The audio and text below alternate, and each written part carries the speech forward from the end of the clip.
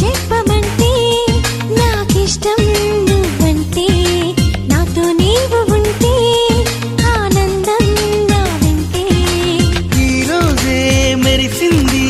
ఒక తారక